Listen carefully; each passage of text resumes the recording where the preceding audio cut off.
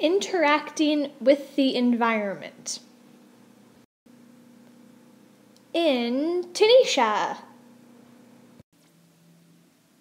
Tunisia is a country in the northern part of Africa. Now, Tunisia, just like any other country, has many different regions with different kinds of environments. Up in this area, we would find mountains, and all around here, we have a coastline, so we'd find things like beaches and rocky shores and different cliffs around there. The part that we are going to focus on is down in the southern part here, which is the desert region. So we're looking at a desert environment in Tunisia. The desert region of Tunisia is part of the Sahara Desert, which is the largest desert in the whole world. This area is made up of wide open areas of sand. As we can see in these pictures, there's miles and miles of sand and not too much else. What happens is these sand piles can shift around in the wind sometimes, and we call them sand dunes. Sand dunes, kind of like sand hills. Now, it's so hot and dry here that it's really hard for any kind of plants or trees to grow. But sometimes you will see a few palm trees or some small bushes or shrubs.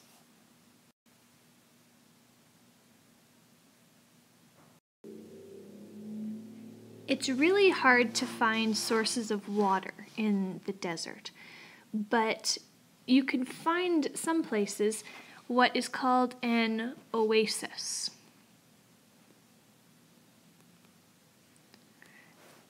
An oasis is sort of like a small pond that you'd find in the desert. And how it gets there is deep, deep down in the earth. There's all these little springs and there's water deep down inside. And it kind of bubbles all the way up to the very top. And it creates these lakes or little ponds in the desert. And as you can see, there's a lot more trees and plant life around all of these oases. Can you think of any other things that might build up or start to move around an oasis?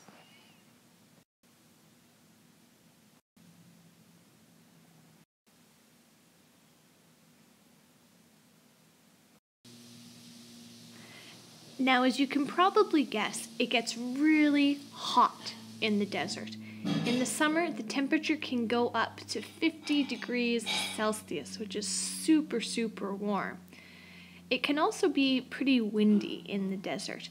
There's all those open spaces, so it's easy for the wind to blow around, and that's what makes all those sand dunes, like we talked about before. The sun shines a lot in the desert, and they don't get very much rain, and definitely not any snow, especially in the summer. One of the really important plants that grow in the desert region of Tunisia is the palm tree, because on the palm tree they grow dates, or there grows dates, which are a fruit and they kind of look like a grape. Now, these dates make a great food for the people who live there, and you can even make them into a juice to drink. Here's another picture of the dates growing on a palm tree. The uses for the palm tree don't just stop at the food that it can give. The wood and leaves from it can be used to help make houses. You can see the leaves on the roof of this house. This man's house is also made from the wood of a palm tree, but you can see his roof is from a different material that he had to get somewhere else. People also take the leaves from palm trees and weave them or braid them together like this person's doing to make different things like baskets. Alright, so in this video we've been talking about interacting with Tunisia's desert environment. Remember, there's lots of different environments in the country of Tunisia, or different regions, but the one that we were focusing on right now was the desert region or environment, which is down here in the south. All right, there's different regions and environments around the country, but we're just focusing on the desert one right now. We talked about what the land is like in this environment and what it's made up of.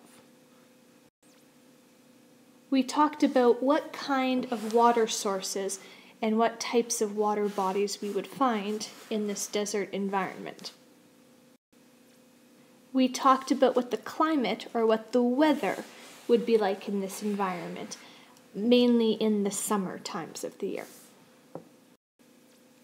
We talked about the importance of the palm tree and the different food that they can get from the palm tree, and how they can also use parts of the palm tree to build their houses or shelters, and the uses for the palm leaves to weave and braid into different things.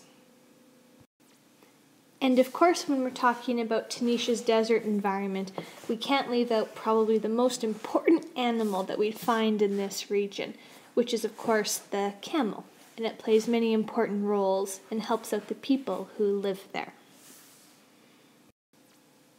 So again, we've gone over the types of land we would find there, what kind of water is available, what their climate is like, the food that we can get from the palm trees, called dates, the building materials they get from the palm trees, and then the leaves that they use as well, and of course, the camel.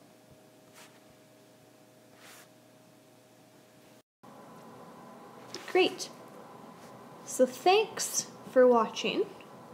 Hopefully, you learned lots of great facts about Tunisia's environment. Watch this video again if you want to review some of the things, and use these facts that we talked about to help in some of our tasks that we're going to work on now. Thanks so much. It was great. Miss T.